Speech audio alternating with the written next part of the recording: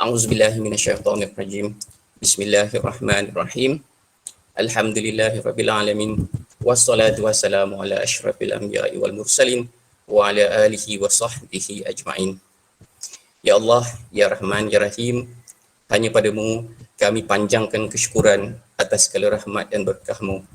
Bersempena dengan majlis pada hari ini, kami memohon inayah dan taufik-Mu. Kurniakanlah kesejahteraan dan kebahagiaan kepada kami. Bukakanlah hati-hati kami, lapangkanlah dada kami supaya kami dapat mengisi ilmu dan pengetahuan yang berguna untuk agama, bangsa dan negara. Kami memohon kepadamu, ya Allah, agar engkau berkatilah majlis ini dengan limpahan rahmat-Mu. Semoga segala usaha kami dalam menjayakan majlis ini mendapat keridhaan-Mu dan hidayah-Mu. Sesungguhnya pada hari ini kami berkumpul kerana-Mu, ya Allah. Kami berkumpul untuk menimba ilmu, menyumbangkan buah pikiran, menghubungkan silaturahim dan memberi sokongan ke arah meningkatkan lagi prestasi kecermelangan kami. Kami memohon kekuatan dan hadrat-Mu, ya Allah, supaya kami yang hadir pada hari ini agar dapat melaksanakan segala kebajikan, dan kami pohon perlindungan dengan Engkau daripada melakukan keburukan. Ya Allah, kurniakanlah kepada kami kejayaan, kekayaan ilmu pengetahuan, hiasilah diri kami dengan sifat lemah lembut, serta muliakanlah kami dan ketakwaan, serta indahkanlah diri kami dengan kesihatan. Rabbana atina fid dunya hasanah wa fil akhirati hasanah wa qina azabannar. Wa sallallahu ala sayyidina Muhammadin wa ala alihi wa sahbihi wa baraka wa sallam. Walhamdulillahi rabbil alamin. Okay, amin ya rabbal alamin. Terima kasih Cik Nazim atas doa itu tadi. Okey. Kepada dulu saya suka untuk perkenalkan diri saya. Saya Nizam daripada OUM Sungai Petani, merupakan pengarah daripada OUM Sungai Petani. Saya juga ingin mengalu-alukan kehadiran Dr. Haji Muhammad Nazri selaku fasilitator kita hari ini. Terima kasih Doktor kerana meluangkan masa bersama kami untuk sesi pada petang ni, insya-Allah. Saya juga ingin memperkenalkan sahabat-sahabat pengarah saya, rakan-rakan pengarah, iaitu Profesor Madia Madam Teh Lailing. Apa khabar Madam petang ni? Khabar baik, terima kasih. Alhamdulillah. Okey, seterusnya Puan Nur Hayati daripada pengarah daripada Seberang Jaya. Apa khabar Puan petang ni? Alhamdulillah, baik saja. Alhamdulillah. Seterusnya pada Puan Nur Aini binti Yub dari pengarah daripada Taiping. Apa khabar Puan petang ni? Suasana di Taiping hujan ke? Taiping hujan, baru Hujan berhenti. Allahu Akbar. Okey, saya perkenalkan juga Encik Muhammad Nazim bin Ahmad daripada Manjung, pengarah daripada Manjung. Selaku pembaca doa kita ni, insya-Allah. Encik Nazim sihat Encik Nazim Alhamdulillah. Ipoh panas. Ipoh. Oh, Ipoh panas Panas. Okey, seterusnya Puan Zuraidah daripada Ipoh, pengarah Ipoh. Apa khabar Puan? Baik, sihat ke? Alhamdulillah. Sihat nah. Ipoh panas kata Cik Nazim tadi, panas kata dia. Panas, dah berapa hari tak hujan. Tak hujan lah. Belum hujan lagi. Taiping dia hujan. Okey, seterusnya sahabat saya iaitu Cik Ezri, pengarah dari Tanjung Malim. Apa khabar Cik Ezri? Khabar baik. Alhamdulillah. Alhamdulillah. So, alhamdulillah dapat kita berkumpul pada petang yang berbahagia ini untuk program yang memang kita buat khas untuk pelajar kita yang kita panggil Tips Kekal Cemerlang, ya. Dan kita jemput khas Faisi daripada OUM HQ iaitu Dr. Haji Muhammad Nazri, insya-Allah. Dan sebelum kita bermula, saya akan cerita biodata Doktor sedikit lah. Okey, tentang Doktor Faisi kita hari ini. Okey, Dr. Muhammad Nazri adalah merupakan pemangku pengarah Institut Pengurusan Kualiti OUM dan juga pensyarah kanan kluster pengurusan perniagaan di Open University Malaysia. Okey. Beliau juga merupakan ahli Chartered Institute of Marketing Malaysia, ahli gabungan Persatuan Alumni Peladangan UiTM Malaysia dan jurulatih bertauliah untuk program pembangunan kesawanan oleh Kementerian Pendidikan dan Akademi Pembangunan PKS dan Kesawanan Malaysia iaitu MASMED, MASMED, alright. Beliau merupakan pemegang ijazah sarjana muda pentadbiran perniagaan pemasaran dengan pujian dari Universiti Teknologi Mara, sarjana pentadbiran perniagaan pemasaran multimedia dan PhD pengurusan pemasaran dari Universiti Multimedia Malaysia. Beliau juga baru-baru ini memperoleh sijil analisis pemasaran digital dari University of Illinois, Amerika Syarikat.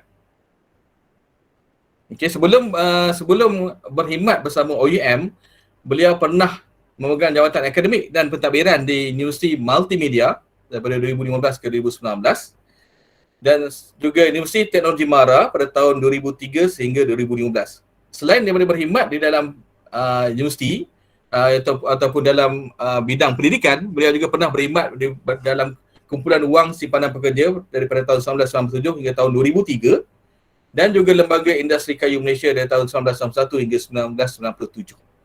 Beliau juga merupakan penilai kanan agensi kelayakan Malaysia iaitu MQA. Beliau memang sangat aktif dalam kegiatan perundingan dan program pengembangan diri di dalam dan luar negara lah. Beliau pernah berkongsi kemahiran dan pemikiran beliau di dalam lebih 500 bengkel dan seminar yang pernah dijalankan sebelum ni lah, bermula daripada tahun 1991. Okey. Beliau juga melakukan perunding kepada agensi kerajaan dan NGO seperti Telekom Malaysia, Kementerian Pendidikan, Etika Takaful, UiTM, RISDA, Felda, Dewan Perniagaan Melayu, Majlis Agama Islam Melaka dan banyak lagi agensi-agensi dari segi membangunkan pembangunan pengurusan dan juga perancangan strategik. Ya. Beliau juga pernah memenangi beberapa anugerah di dalam persidangan antarabangsa seperti Best Paper Award dan juga Best Presenter Award. Ya.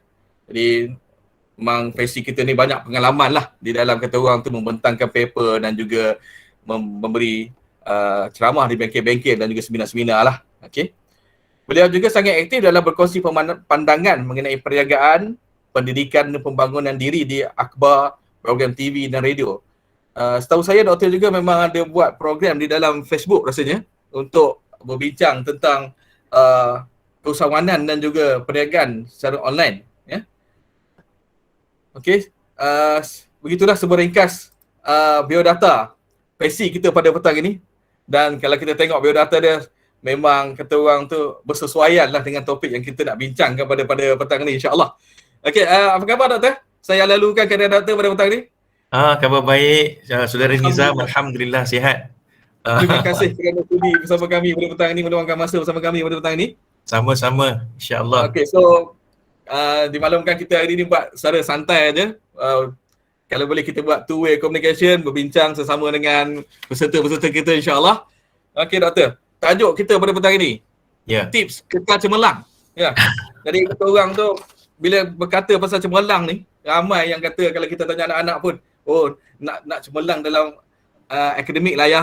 Nak cemerlang dalam tu lah ya.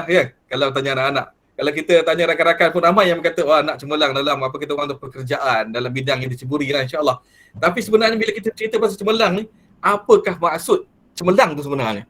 Okay. Jadi kalau dapat doktor kupas sedikit, apakah yang dikatakan cemerlang itu doktor? Silakan doktor. Right, terima kasih Cik Nizam. Bismillahirrahmanirrahim. Alhamdulillahirrabbilalamin. Wassalatu wassalamu ala ashrafil anbiya wal mursalin wa ala alihi wa sahbihi ajma'in. Subhanaka la ilma lana illa ma 'allamtana innaka antal alimul hakim. Assalamualaikum warahmatullahi wabarakatuh. Saudara Nizam dan para peserta yang saya kasih sekalian, sebenarnya bila kita cakap tentang cemerlang ni, kebanyakan daripada kita dan anak-anak kita rasa alah sekadar dapat jadi mediocre person pun cukup lah. Maknanya kalau sampai tahap baik tu cukup lah. Sebenarnya kalau kita ada pemikiran macam tu, mentaliti kita daripada mula macam tu, kita tak akan jadi cemerlang sampai bila-bila. That's why dengan kawan-kawan saya, dengan anak-anak saya dan ahli keluarga saya selalu pesan kat dia, be above than average. Jadi orang yang lebih daripada average ni. Maksudnya apa? Jangan sekadar mediocre person, jangan sekadar average person, dia kena capai yang lebih baik daripada tahap yang baik. Maknanya mediocre, sederhana, baik dan dia kena atas lebih daripada baik tu.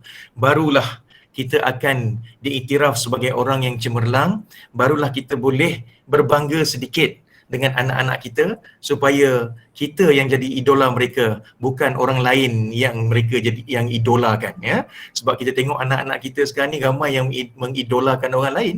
Sepatutnya yang dia patut idolanya adalah mak dan bapak dia ni.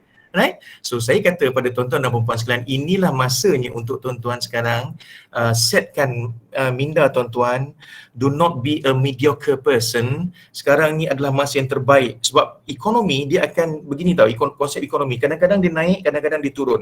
Kadang-kadang dia naik, kadang-kadang dia turun. Daripada zaman Nabi dulu.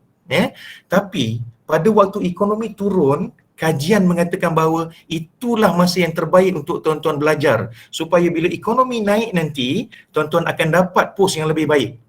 Tuan-tuan akan masuk dalam arena pekerjaan yang lebih baik. Sebab itu kecemerlangan tu sangat penting dalam hidup kita, tuan-tuan dan puan-puan sekalian. Jadi apa yang dikatakan dalam konteks yang cemerlang, dalam konteks belajar, of course lah CGPA tu janganlah setakat 3.0, 3.1, 3.2. Tuan-tuan sepatutnya target dia adalah CGPA yang sekurang-kurangnya 3.7 dan ke atas. Katalah paling teruk pun, doktor saya tak boleh doktor nak capai 3.7 ke atas. Tak apa tuan-tuan dan puan-puan, untuk dikira cemerlang, untuk sekurang-kurangnya untuk diri sendiri, dapatkan 3.5 dan ke atas tu. Itu dah boleh dikirakan sebagai cemerlang. Sebab apa tuan-tuan? Antara rahsia yang tidak diberitahu kepada orang ramai ialah antara syarat-syarat pemilihan untuk pekerjaan, walaupun CGPA 3.0 ke, CGPA 2.8 ke, sebenarnya lebih tinggi CGPA tuan-tuan dan perempuan, lebih tinggi chances untuk tuan-tuan dapat masuk ke alam pekerjaan tersebut. Okey, itu dia dalam konteks belajar. Tetapi tuan-tuan dan perempuan, nak cerita pasal cemerlang ni, there are certain prerequisites. Sebenarnya ada perkara-perkara tertentu yang tuan-tuan kena mantapkan dulu, baru tuan-tuan akan dapat cemerlang masa belajar ataupun cemerlang dalam hidup.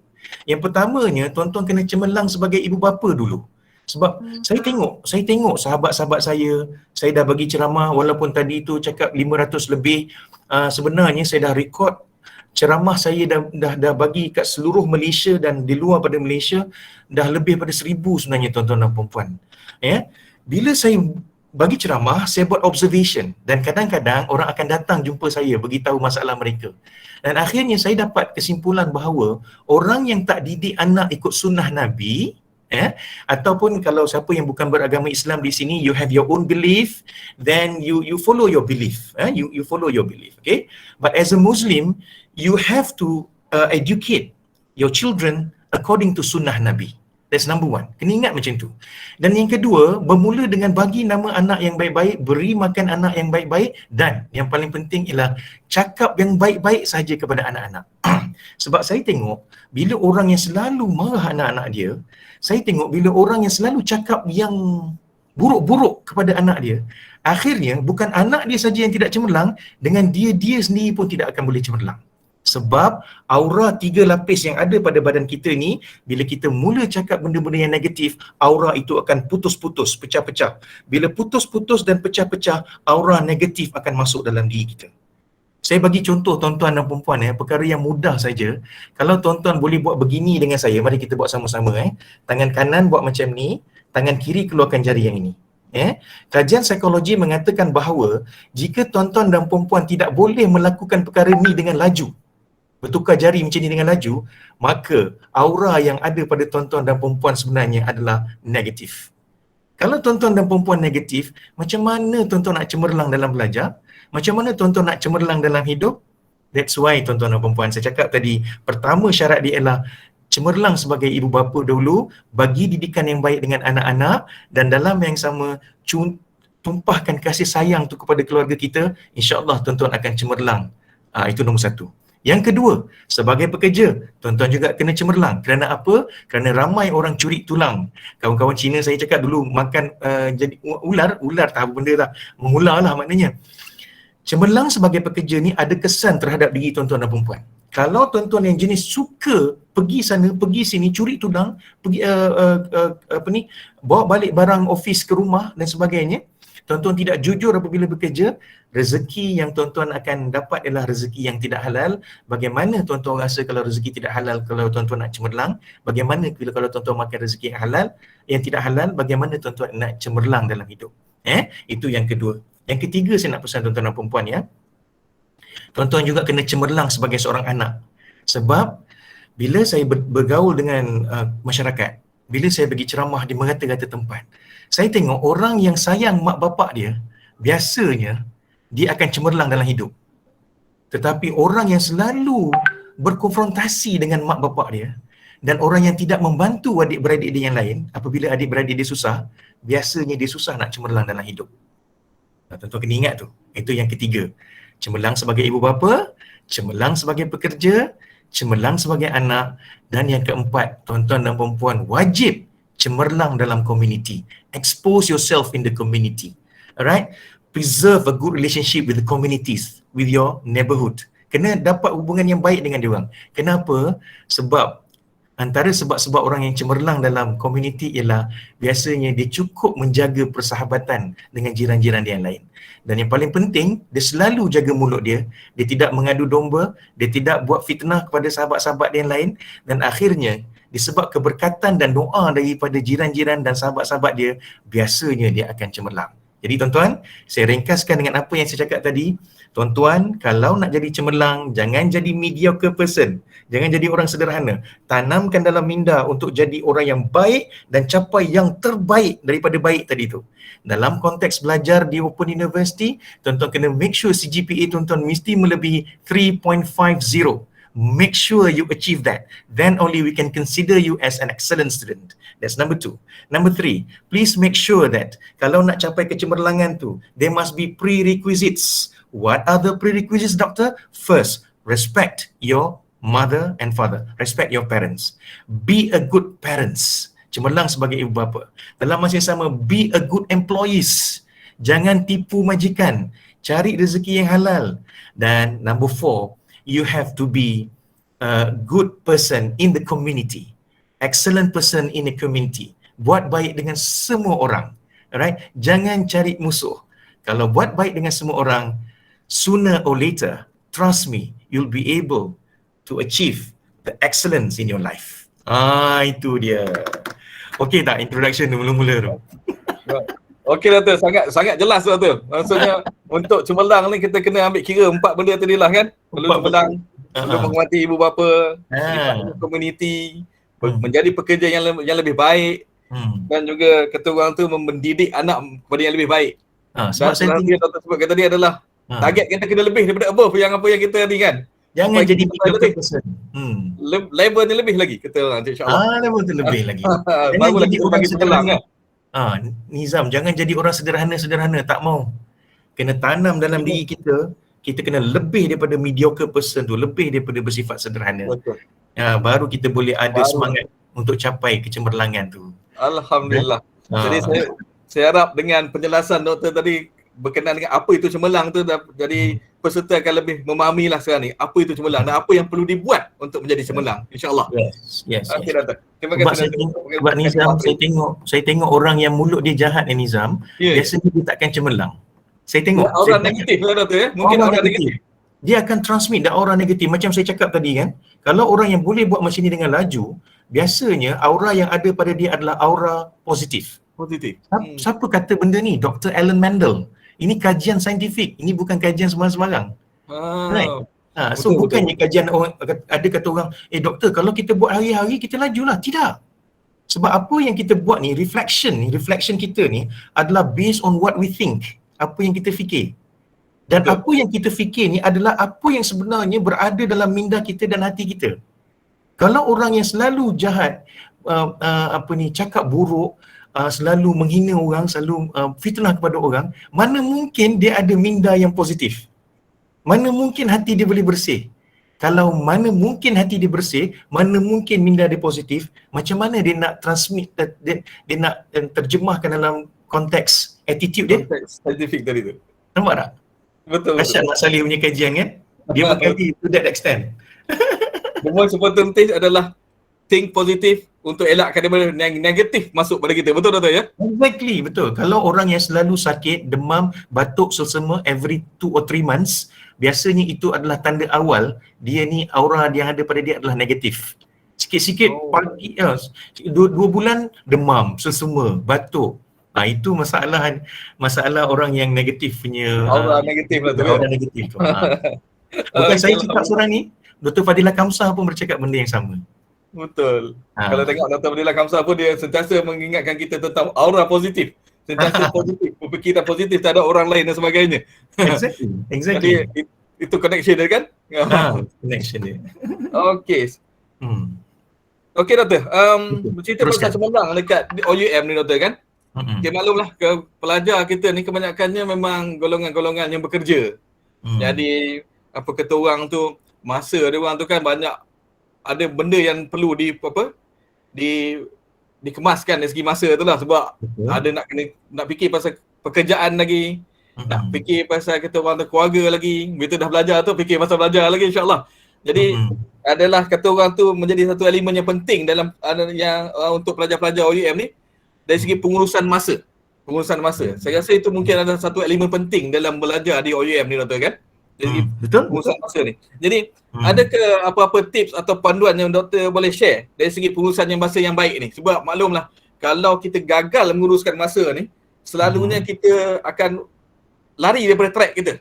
Yes. Kalau kita gagal menguruskan masa, saya rasa kita akan lari daripada track kita. Jadi mungkin ada panduan atau tips yang bersesuaian dengan pelajar-pelajar kita ni, macam mana kita nak kekal berada di dalam track daripada segi pengurusan masa tu sendiri. Boleh doktor terangkan sedikit panduan dia? Boleh. Terima kasih Cik Nizam. Tuan-tuan dan puan-puan, sebenarnya kita ni bukan tidak cemerlang tau. Kita ni bukan tidak pandai tau. Sebenarnya kita jadi kurang cemerlang atau kita kurang pandai sebab kita gagal mengurus masa dengan baik. Ingat benda tu. Dan kita gagal plan. Ingat kata Zig Ziglar, dia kata apa? If you fail to plan, you are planning to fail. Kan? So perkara-perkara macam ni sebenarnya yang menyebabkan ramai orang terlepas pandang. Dan saya perhatikan kebanyakan orang yang study part time ni, dia pencapaian dia mungkin biasa-biasa saja. Kalau setakat 2.9, 3.0 pun dia orang dah puas hati, kerana dia sebenarnya kesilapan tu berlaku apabila mereka tidak merancang masa dengan betul. Tuan-tuan dan puan-puan, saya nak share dengan tuan-tuan dan puan-puan satu kaedah bagaimana cara yang betul untuk belajar dan bagaimana cara untuk manage tuan-tuan dengan cara yang paling baik. Okey, tuan-tuan dan puan-puan, otak kita ni dia ada 4 gelombang tau, wave. We call it as a brain wave. Brain wave ni there are 4 types of brain wave. Alpha, beta, theta, delta. Alright, dulu masa saya baca artikel scientific artikel masa-masa dulu, alpha, beta, gamma, delta. Sekarang ni researchers dah buat kajian, otak kita ni ada alpha, beta, theta dan delta. Now, bila kita belajar pada waktu alpha dan beta, 98% daripada apa yang kita belajar, kajian dulu mengatakan 96.5%, kita akan ingat sampai bila-bila apa yang kita belajar. Alright? Contohnya macam ni. Orang dulu belajar tentang marketing. Saya belajar pasal marketing. Dan bila pensyarah saya tanya, dulu ada satu profesor saya, nama dia Profesor Dr. A.V. Anandaraman tau. Dia cakap pasal marketing. Bila dia cakap, dia masuk dalam kuliah, dia terus cakap, marketing can be defined as a social and managerial process by which individual or groups obtain what they need and wants through creating and exchanging value with others. I'm very surprised, you know. Saya cakap, macam mana pensyarah ni boleh, profesor ni boleh ingat that facts. Dan saya jumpa dia personally. Prof, what makes you so excellent? You can remember so many things. Dia kata kat saya, Nazri, study during alpha and beta time. Saya kata, alpha and beta? What is that? Dan saya kaji. Bila saya kaji, sebenarnya betul lah ada separuh pengkaji mengatakan bahawa waktu otak kita paling segar adalah selepas kita mandi.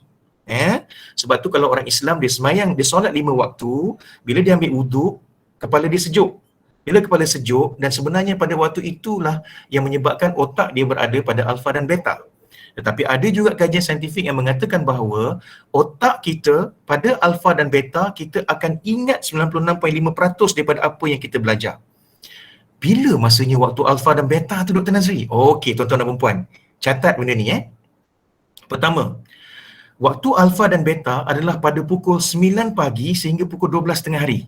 Sebab tu tuan-tuan tengok, orang yang paling produktif kerja antara pukul 9 hingga pukul 12 tengah hari.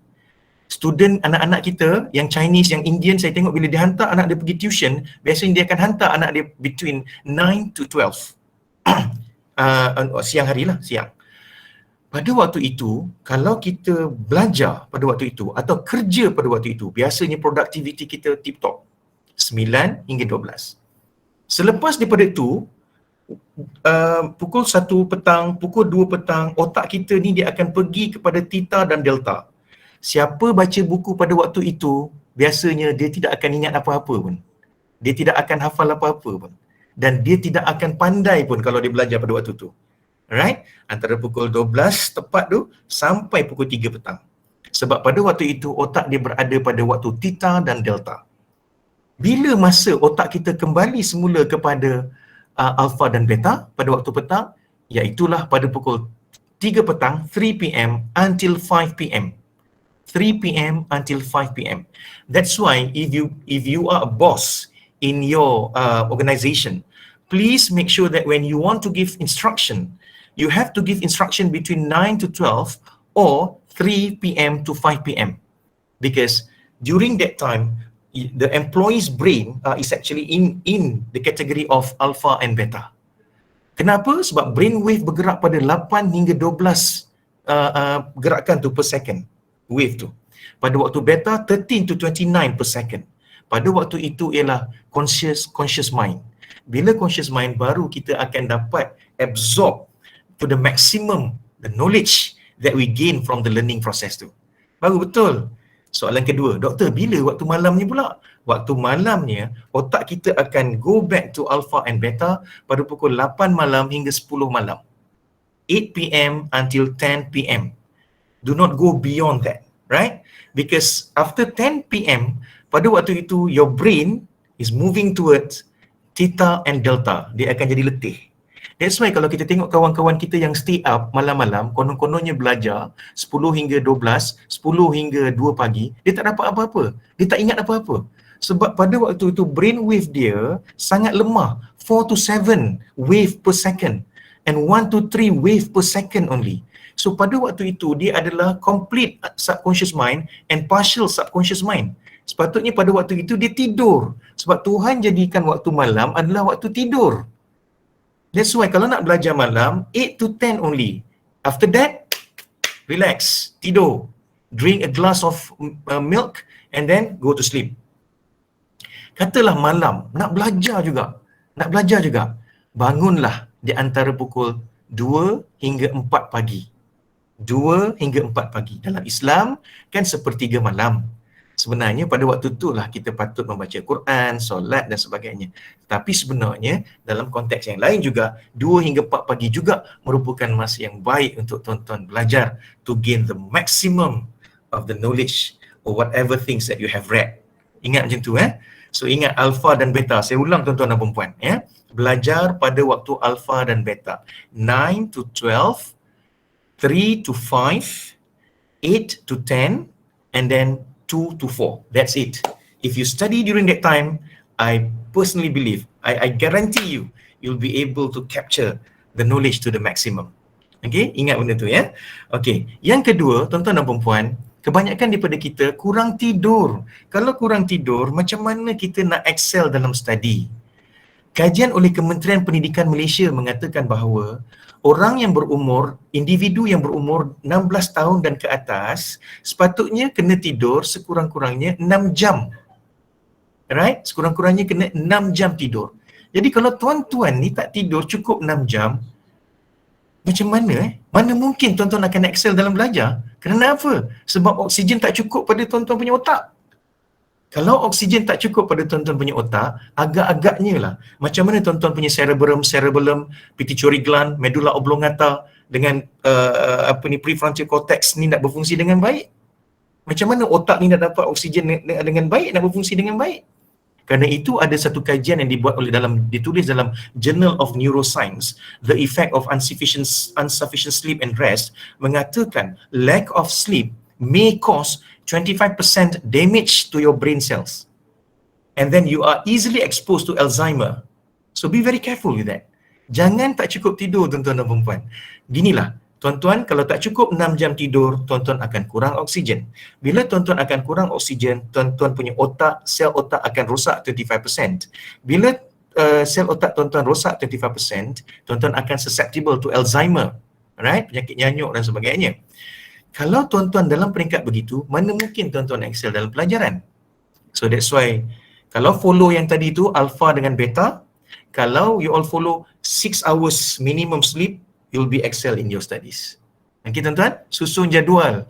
Belajar 2 jam siang, 2 jam malam. Sebab kajian Kementerian Pendidikan Malaysia mengatakan bahawa orang yang belajar di peringkat tertiary education, dia kena belajar sekurang-kurangnya 4 hours a day. Katalah, doktor, saya tak boleh belajar 4 hours a day, doktor. Tak apalah. You study 1.5 hours, right, daytime, and then another 1.5 hours night time. It's okay. Boleh, tak ada masalah. Tapi bila dah biasa besok, dapatlah 4 hours minimum. Dapatkanlah 4 hours minimum, ya, tuan-tuan dan puan-puan. Katalah, doktor, saya ni doktor cepat letih lah doktor, cepat letih. Kata Dr. Alan Mandel, kalau siapa yang belajar, dia cepat rasa letih, itu juga menandakan dia kurang oksigen. Bila dia kurang oksigen, dalam badan kita ni ada satu tempat, bila kita tekan dia, dia akan reboot kita punya oksigen system. Okay? Kat mana tempat dia? Waalaikumsalam. Tekan dekat sini, bawah ni, selama 1 minit. Tuan-tuan tekan benda ni selama 1 minit dan tuan-tuan tepuk tangan tuan-tuan begini 2 times. Siapa yang buat macam ni? Siapa yang buat macam ni? Tepuk macam ni. Siapa yang buat tepuk macam ni? Tuan-tuan tengok sahabat-sahabat kita yang Chinese. Dia selalu kalau dia jogging, dia akan buat macam ni. Dia akan buat macam ni.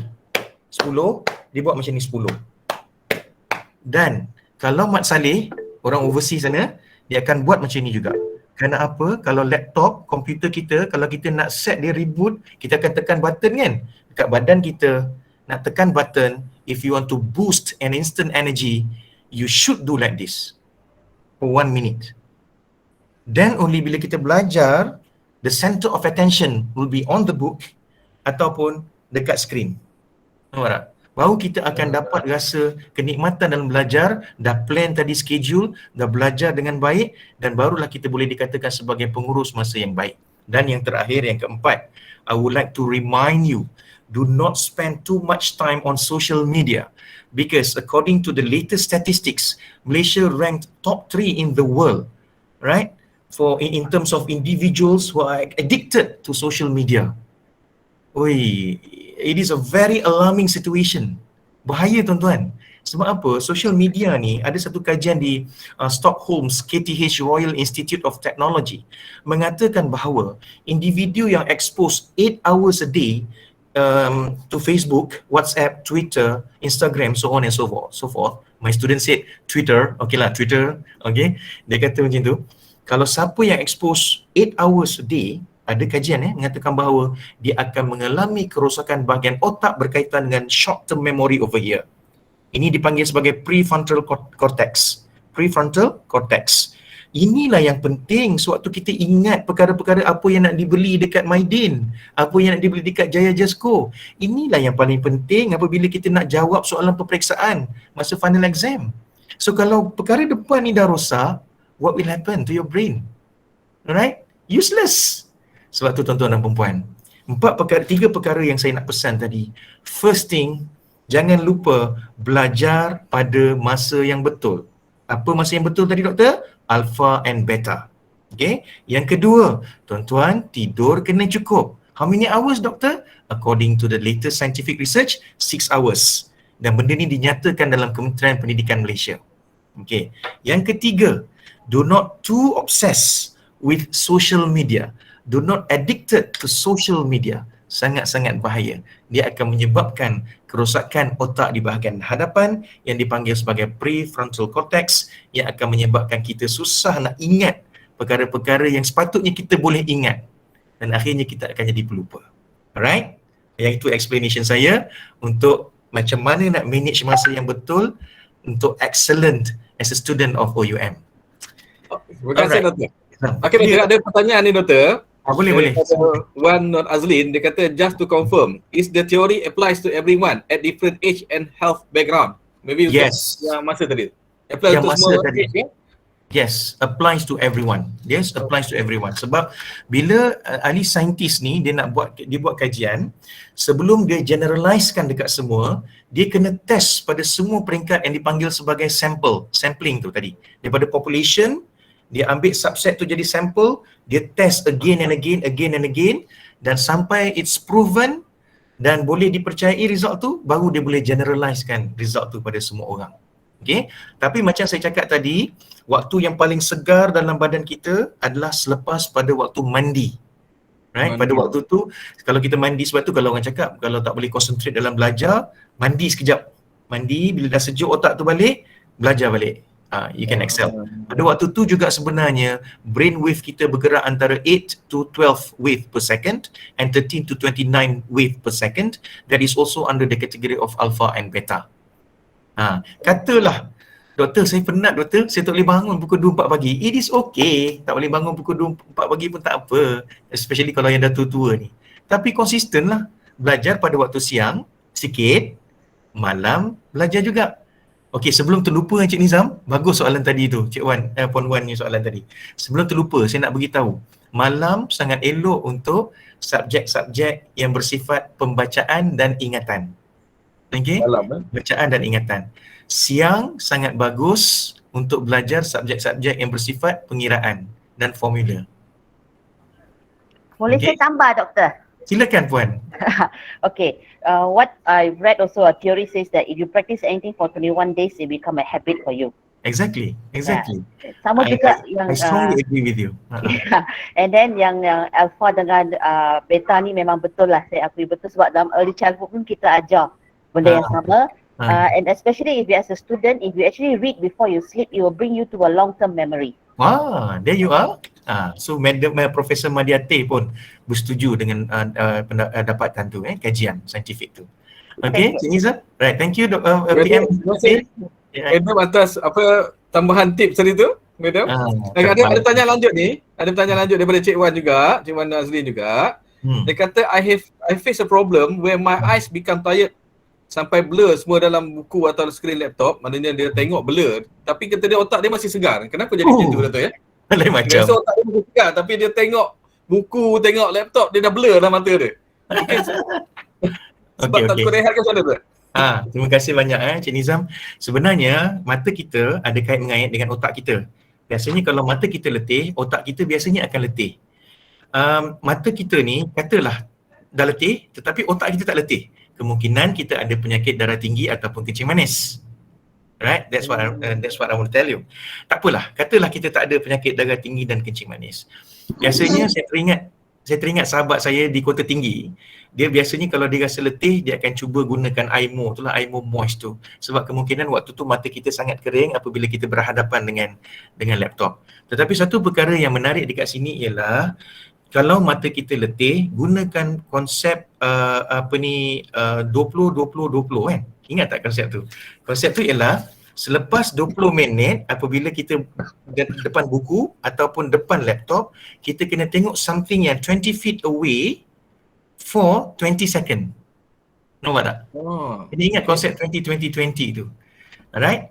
Every time after 20 minutes in front of your laptop or in front of your textbook, look something which is 20 feet away from you for 20 second. Okay? Perkara ini akan menyebabkan mata kita lebih tenang dan kita akan lebih relax dan dalam masa yang sama kita boleh concentrate balik semua dalam belajar. Saya nak bagi satu tips lagi. Dalam belajar ni, kita tak bolehlah straight away 2 jam tu kita belajar, betul tak? Okay, Idawati setuju dengan konsep 20-20-20. Thank you very much. Okay. Jadi Tanya boleh? Fadi Salman, sekejap ya. Right. Katalah kita belajar setengah jam, kita relax dalam tempoh 5 minit. Betul tadi. Tam Kian Noor pun cakap benda sama. Relax dalam 5 minutes. Selepas pada tu kita belajar balik dalam setengah jam lagi, kita relax another 5 minutes. Kali ketiga, lepas kita belajar another half an hour, then kita relax terus. Tak payah belajar lagi. Stop. That is how to protect Pomodoro teknik ya doktor. Yes, pandai Ain ya. So benda ni sebenarnya akan menyebabkan mata kita lebih relax, brain kita lebih relax dan we will be able to absorb the knowledge to the maximum. Itu saya punya jawapan atas persoalan tadi Cik Nizam. Boleh Cik Salman ada nak tanya tadi Cik Salman? Boleh teruskan? Cik Salman ada nak tanya tadi? Cik Salman? Nama sedap ni Salman Al-Farisi ni. Kalau tidak ada pertanyaan, saya ada satu lagi pertanyaan daripada Puan Cik Emily anak Ampaling. Silakan. Yes, ada raise your hand tadi. Silakan. Ya, saya ada pertanyaan. Yes, bolehkah yang Hello, boleh dengar? Boleh Boleh dengar. Boleh. Okey, saya ada satu pertanyaan. Bolehkah yang link ni di-sharekan dalam handphone lah supaya kita boleh review balik? Dengarlah macam gitu. Boleh. Ask the organizer, Emily. Organizer, please respond to this question. Oh, maksudnya record kan? Maksudnya Doktor, record ni. memang Boleh sesi share ni, ke dalam handphone? nanti kita akan share link sebab kita ada buat recording untuk sesi ini. Oh ya, boleh nombor handphone mau simpan ke atau macam mana? Nanti di end of the session boleh bagi nombor telefon ya. Ataupun nanti kita akan tengok siapa yang hadir, kita akan email lah.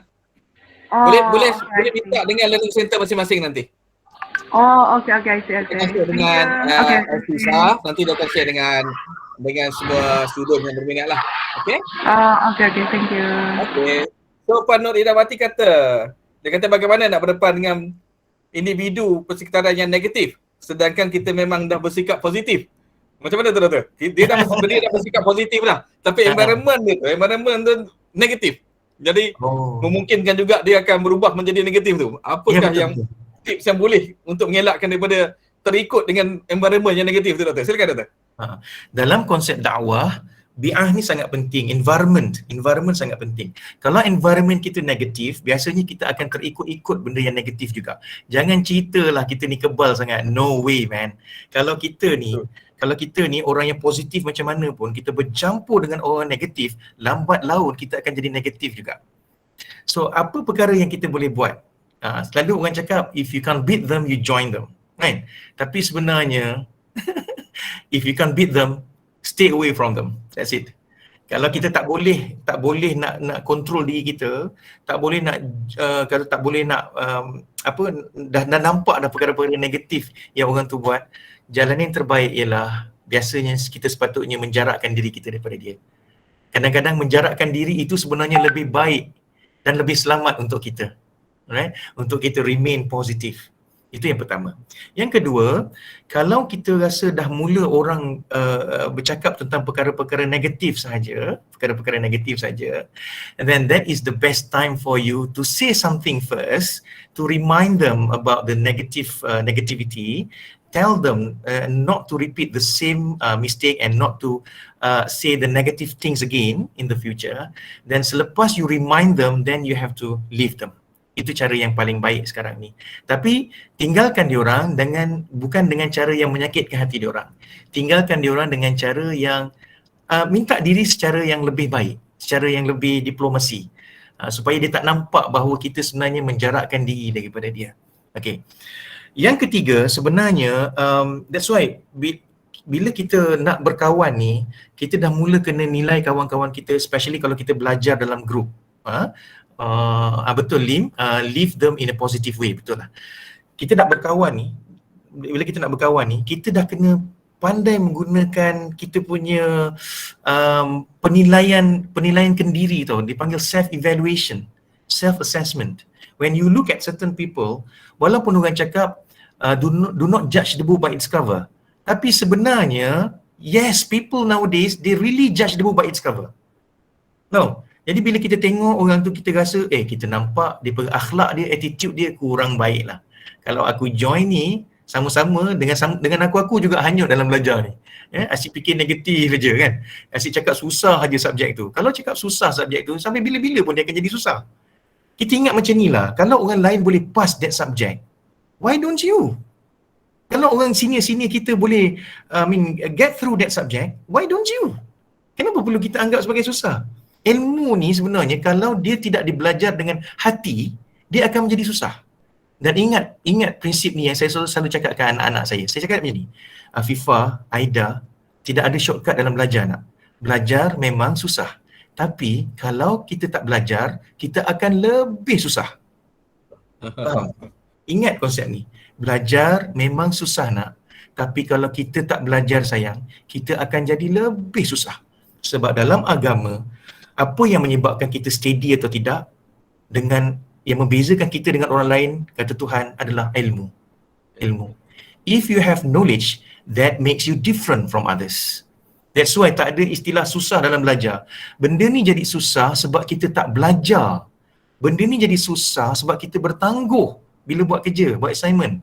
Bila kita belajar, kita dengan orang yang negatif, buat assignment dengan orang yang negatif, kita juga akan jadi negatif. So avoid these things to be happen.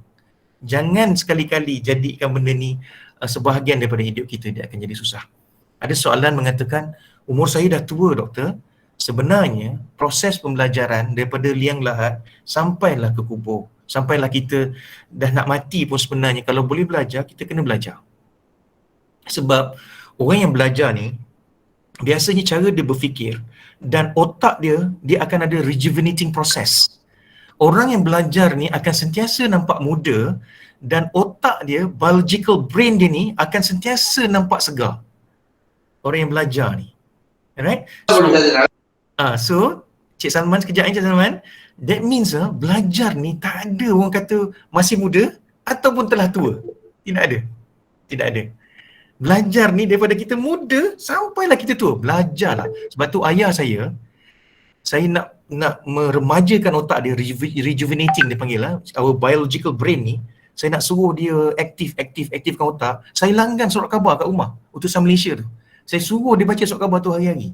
Barulah dia boleh berfikir, dan itulah sebenarnya proses pembelajaran walaupun ia berlaku secara informal. Okey.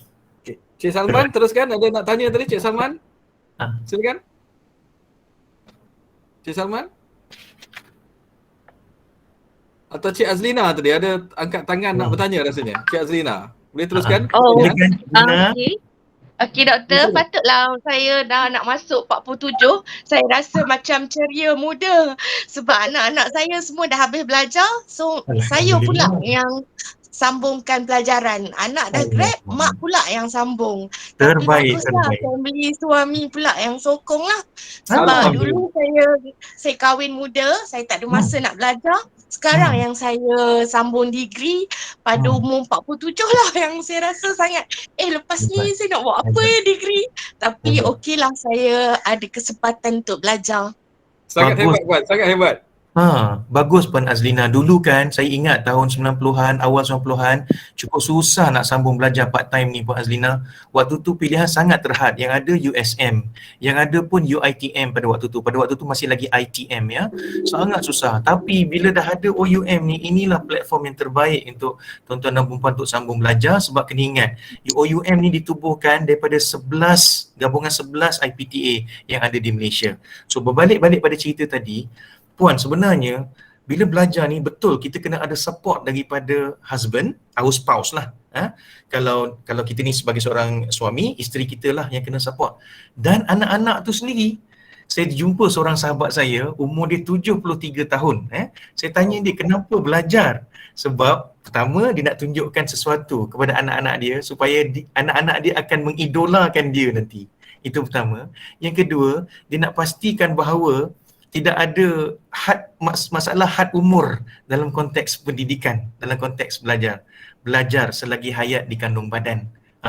Kata-kata orang lama dulu. So, Puan Azlina telah membuat satu tindakan yang baik. Dan ingat, kata orang dulu apa? Bila Puan Azlina belajar ni, Puan Azlina berguru kan? Kata orang dulu-dulu apa Puan? Berburu ke lapang sasar, dapat rusa berbelang kaki.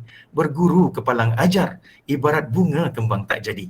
Jadi maknanya bila Puan Azlina orang Melaka tapi doktor saya tak hebat sebab suami saya dia belajar semua skor, anak-anak saya belajar semua skor. Suami saya sampai dapat grant percuma dari school engineering dekat USM. Saya ni dapat 3 poin lebih-lebih je. Anak pun dapat 4 flat tapi kolej swasta lah. Tapi saya macam pointer saya tak berapa nak bagus sangat. Normal-normal je. Puan Azlina, you are what you think. You are what you think. Sebenarnya, saya ingat Carl Lewis dulu.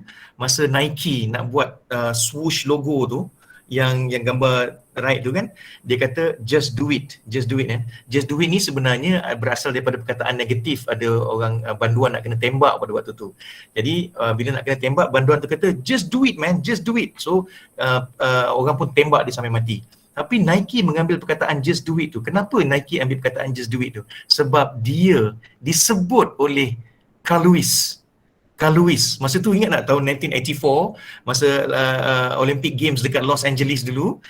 So Carl Lewis dekat starting block tu dia cakap pada diri dia sebenarnya, dia kata you can do it man. You can do it man. Just do it. Just do it. Di situlah timbul perkataan Nike nak keluarkan perkataan just do it tu, dan timbul juga isu di mana when you talk to yourself, you'll become a better person. Puan Azina, saya nak Puan Azina tahu, sebenarnya walaupun Puan Azina kata Puan Azina biasa-biasa je, 3.1, 3.2, tapi sebenarnya Puan Azina adalah cemerlang sebagai ibu. Kenapa? Kerana menghasilkan anak-anak yang bijak, pandai dan menghasilkan suami yang hebat.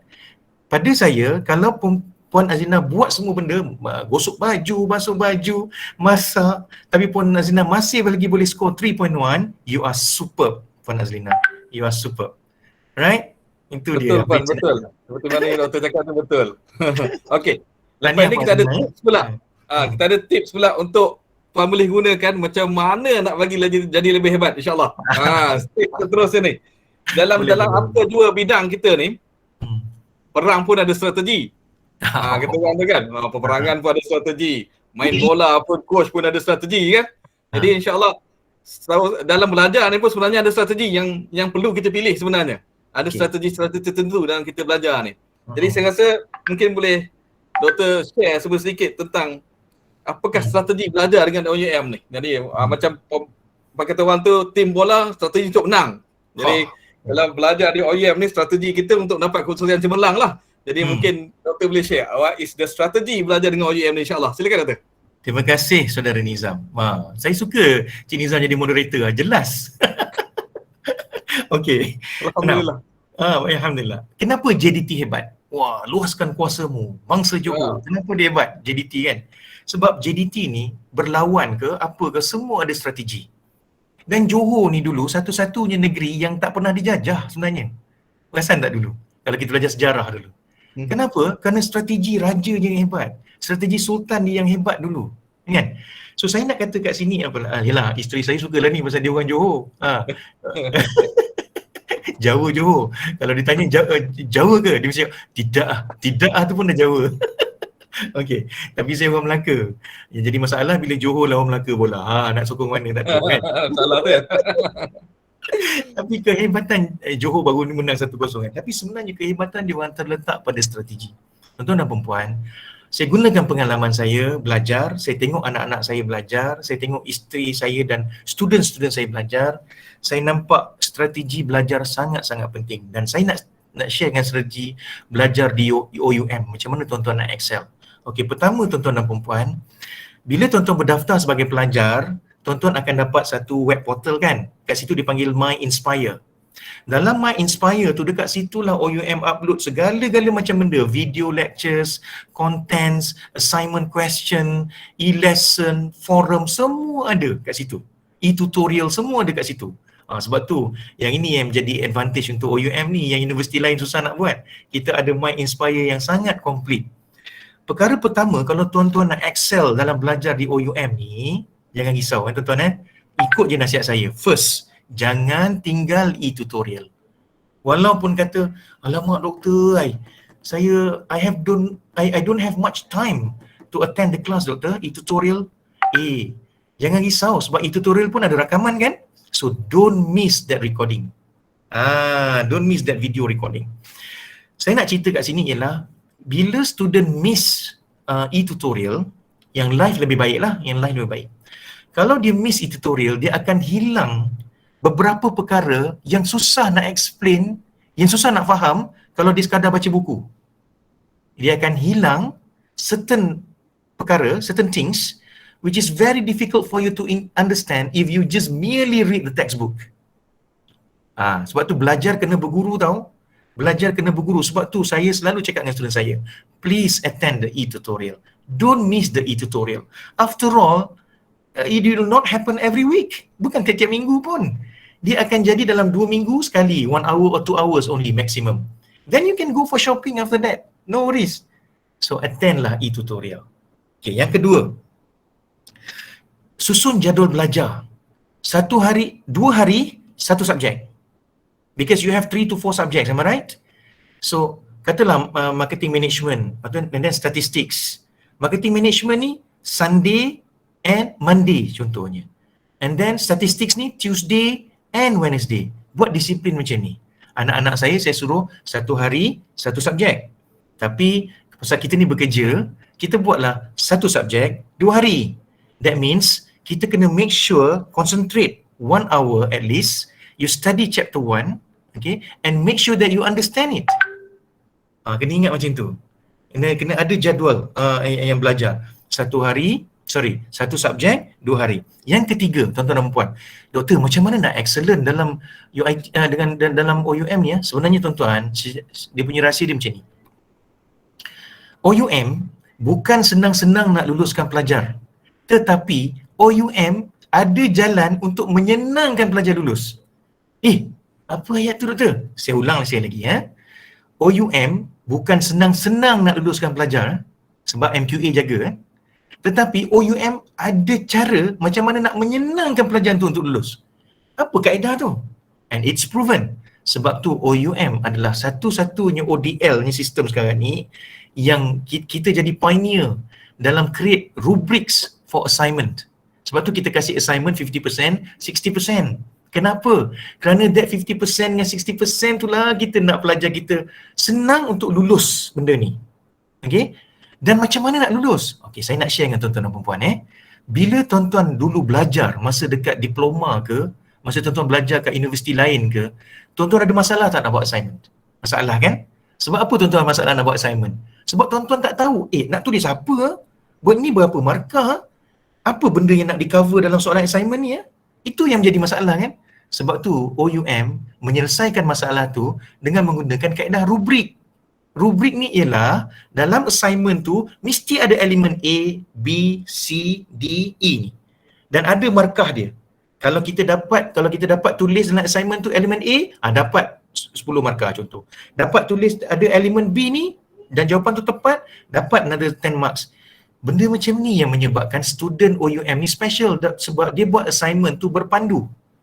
Ada direction and they know what to write. Itu yang kelebihan yang OUM ada. Dan inilah cara untuk tuan-tuan excel dalam belajar. Adik saya belajar dulu. Saya kata kat dia, follow the rubrics. And then when she followed the rubrics, assignment dia memang excellent.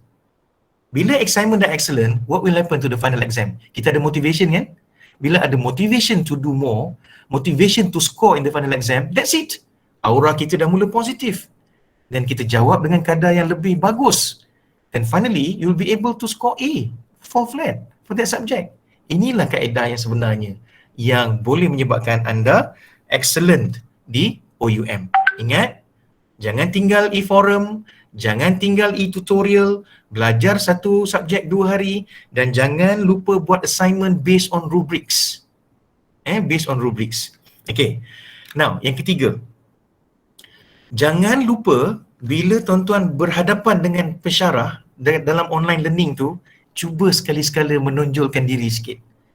Tanya pensyarah-pensyarah soalan-soalan yang bijak. Soalan yang related to subject and soalan yang related to the what is actually happening in the external factors lah, the macro environment. Tanyalah, bincanglah dengan cara yang baik. Hormat, tunjuk rasa hormat kepada tutors. Barulah kita akan dapat ilmu yang berkat. Inilah kaedah belajar di OUM. Sebab kita kena ingat, kalau kita melawan guru kita, kita mengumpat guru kita, kita kutuk walaupun sedikit sebesar biji sawi pun guru kita tidak akan dapat keberkatan ilmu tersebut. Kena ingat benda tu. Kalau di OUM, bila ada online learning, tengok muka pensyarah. Sebab tengok muka pensyarah juga merupakan satu perkara yang sangat baik untuk memotivasikan kita untuk belajar dan jadi macam dia. Okey, yang ketiga, yang kelima. Saya nak tuan-tuan dan puan-puan sentiasa setiap 2-3 hari cek e-forum. Apa yang pensyarah tu dah uploadkan, maklumat-maklumat baru tentang assignment, maklumat-maklumat baru tentang final exam, maklumat-maklumat baru tentang rubrics dan sebagainya, maklumat-maklumat baru tentang nak memahamkan soalan assignment tersebut. Ini perkara yang tuan-tuan kena ada bila belajar dekat OUM. Bukannya nak suruh tengok 24 hours, tidak. Tuan-tuan tengok setengah jam pun dah cukup dah. Sebab biasanya ayat-ayat yang ditulis tu pendek-pendek dan ringkas untuk memudahkan pemahaman student. Right? Dan yang terakhir sekali tuan-tuan kena ingat, kena konsisten right? Plan what you want to do and do as planned in your studies in OUM. Barulah tuan-tuan boleh excel. So tak kisahlah tuan-tuan belajar peringkat diploma ke, degree ke, masters ke, PhD ke, if you have these 4 formulas, you'll be able to be excel in your studies in OUM as a student. Alright? Okay, itu dia. So ingat tadi tu saya dah pesan. Boleh bertelas ke Doktor? Ada pertanyaan nampak gayanya? Silakan. Cik Muhammad Syazmir ada raise your hand tadi. Itu boleh? Silakan Cik Syazmir. Macam artis lah Syazmir ni nama dia. Silakan. Ada Syazmir. apa nak tanya dengan Doktor? Silakan. Syazmir, Saya silakan. Ada angkat tangan tu nampaknya? Saya kenapa Cik Nizam saya cakap rubrik tadi?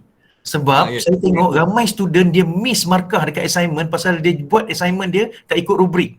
Tak ikut rubrik, betul. Yes. Sedangkan di OUM ni rubrik tu semua dicek oleh MQA. MQA mesti checknya setiap program. Dan rubrik yang kita bagi ni sebenarnya adalah on par with the international standard. So follow je that tu. And then refer to textbook. Follow rubrik tu, then refer to textbook. I'm very sure that you'll be able to be excel in your studies. Kita di sini pun selalu sarankan student tengok balik rubrik, rujuk balik rubrik, itu memang panduan yang sangat berguna dalam membuat satu tugasan yang baik sebenarnya. Exactly. And then plus, respect your tutors. Berkomunikasilah cara baik. Itu dia. Sebab syarat nak menuntut ilmu ni kena hormat guru. Betul. Okey Doktor, kita dah sejam berlalu. Yes. Kita ada commercial break sekejap Doktor. Boleh Doktor ya? Oh, terbaik. boleh. Kita ada commercial break sikit. Ada pesanan penaja nampaknya. Kita minum sekejap, dulu. Saya buat presentation, ada pesanan penaja sikit. Kita minum dulu. Silakan.